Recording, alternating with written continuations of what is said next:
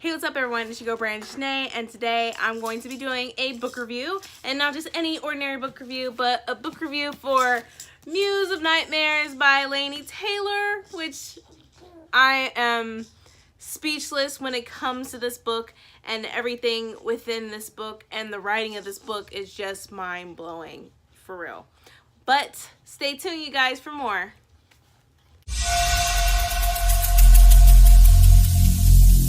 Every single day, I'm gonna make something great. That's my way. Every single day, I'm gonna make something. All right, what's up, you guys? So I'm going to be doing this review, and I'm just, like I said, I'm speechless about this book. The writing is it's crazy. I enjoyed this even better. Like, this is even better than Strange the Dreamer. Can you even believe that? Is that actually coming out of my mouth? But anyways, I was very, like, surprised, and literally it was still mysterious, but it still had me thinking, and it shocked the mess out of me. And I just cannot believe, like, the characters and everything and the conclusion that we come up with. I just think the conclusion that we come up with is just crazy. It's just like, oh my gosh. But with Muse of Nightmares, we continue on with Laszlo and Sarai. I'm not going to say much because I don't know if you have read this yet. But anyways, this book, I gave this a 5 out of 5 stars. I would definitely give it more than 5 stars because this book is amazing. As you can see, I annotated this book because there was just so much detail in this book, and there was so much that I needed to remember. And so I literally, like, wrote comments down, like, in the book and everything like that because it's just crazy. And I definitely cried. Like, I cried when it came to Strange the Dreamer, as far as Laszlo and Sarai goes. But this book, it constantly had me crying because if you read this, you understand what I'm saying. It's like one scene in this book where it just kept happening again and again and again and again. And I'm like, oh my gosh, what's going on? Are they either alive or are they not? Hello? So that really, like bugged me for real. And then it also had me, like, think of the relationship that I have as far as with my sister, and how precious it can be if you work on it. And I was just so, it just got me thinking into a lot of things, especially in my personal life. And when a book can do that, that means a lot, and that means everything. And with Laszlo and Sarai, we learn more about their history and their background. We also know sorry, that's my daughter making noise. But we also found out who's the father of Laszlo, and everything in between is just crazy. And then we also find out about when it came to the Marsatheum and all that, and how they came about, and the gods. And then we find out what happened to the rest of the children that was in the nursery. And then we find out who the white wraith is, or the bird. We actually find out who that is. And in this book, there's instances where it goes back and forth between characters. Like the first chapter, it starts with Cora and Nova, and it pretty much goes back into the past, even before Laszlo, before Sarai, before Aerofane and Azarine, before Theon, everything. And it was just crazy because it's like, who are these characters? They weren't in the previous book, so who are they? And then after it goes to the past, and then it goes to the future, so it goes back and forth pretty much. But it has a big gap in between when it comes to Cora and Nova and their pretty much their backstory.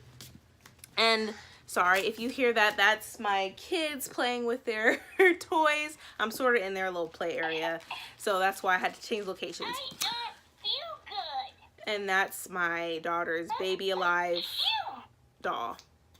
But anyways, I definitely love this a lot better. It definitely got me reading. It kept me going. Like, I would be so mad when I just had to stop reading, or I had to, you know, do my motherly duties every day. And I was like, man, oh man, I just want no interruptions to let me finish this.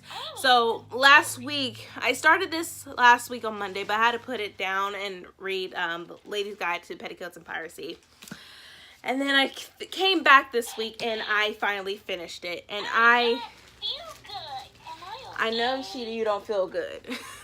But I literally was just, I was speechless and I was sad. I was crying. I was happy. I was angry. I had all these emotions going on when I read this book. And all I can say, like, the writing is it's even 10 times better than Strange the Dreamer. I can't believe I'm saying that, but it's true. It really is true what I'm telling you. And so, like, something's going on with my hair. But anyway, I just, oh my God, I don't know what to say. Like, I was in love and impressed with this book.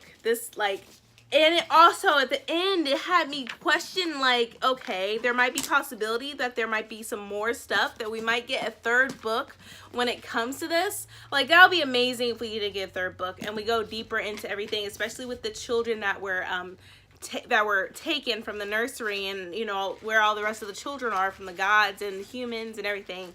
And that's another thing. Like, we finally realized why there were humans, you know, the gods and the goddesses were, you know, having relations with humans, and then we understood why. And it's just so messed up because this book deals with so many concepts. You deal with rape. You deal with slavery in this book.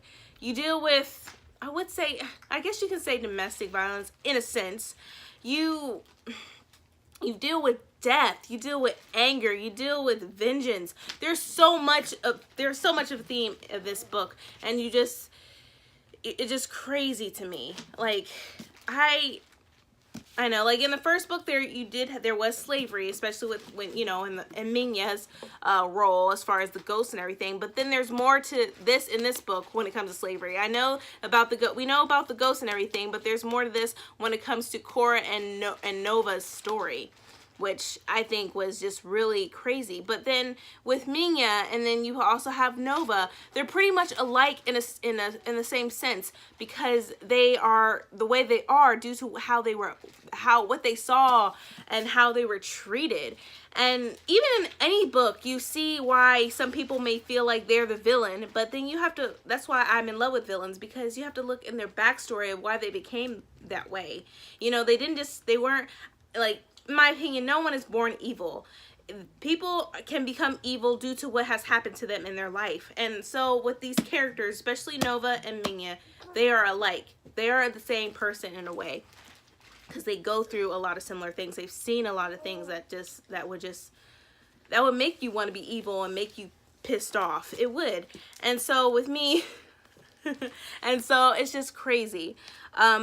Like, if you read this book, I really want to know what you think in the comments down below, because there was so much going on in this book, just so much. And then we realized that with Sarai, there's so much more to her powers than what she has used them for in the previous book.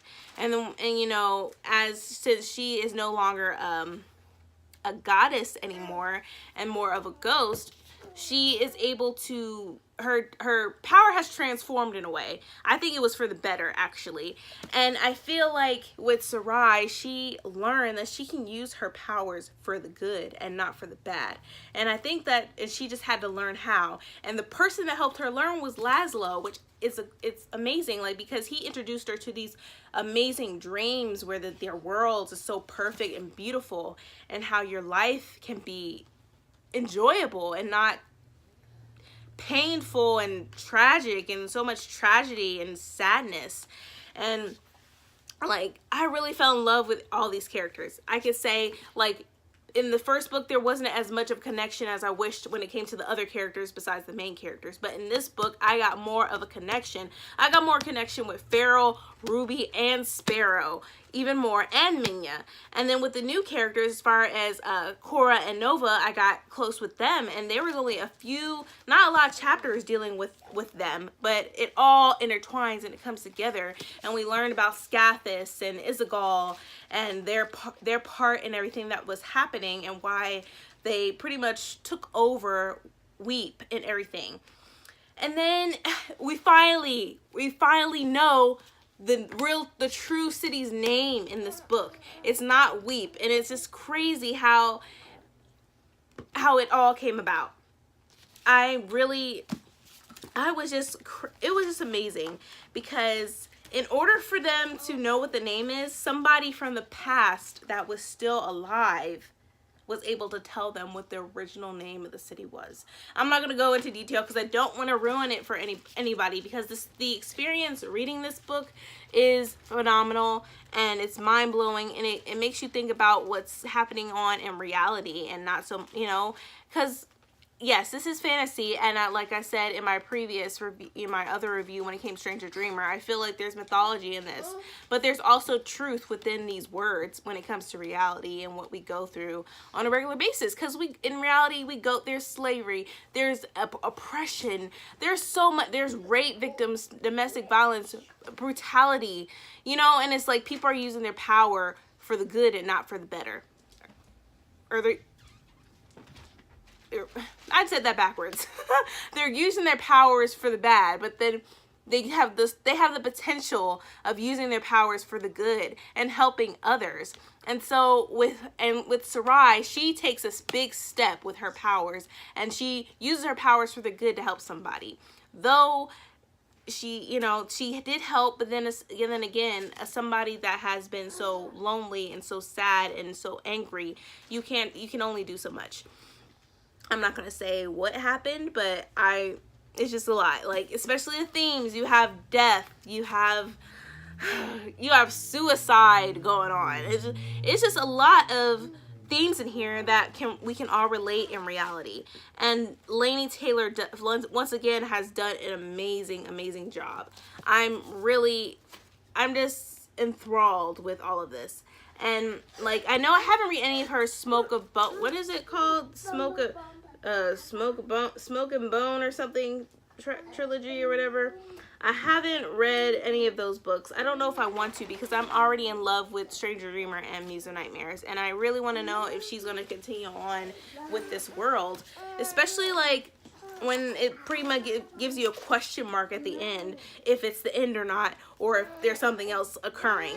And I think that is just really cool, because she pretty much hints the fact that there's another story to tell, and it's just, I'm just enthralled with this book.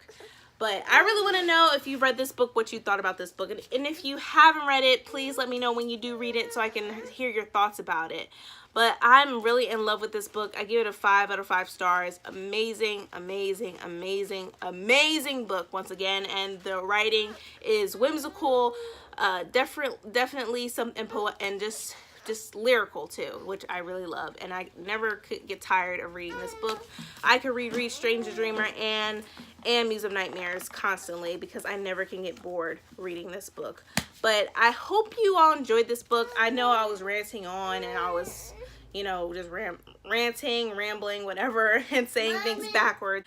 But I really hope you enjoy this book. If you like this video, please give me a thumbs up. Also hit that subscribe button and that bell so that you'll be notified when I upload more videos in the future. But thank you so much, you guys, and thank you for, and joining me with this video, and my children here, and my dog who's in the room. Ace, get out. But thank you so much, you guys. See ya.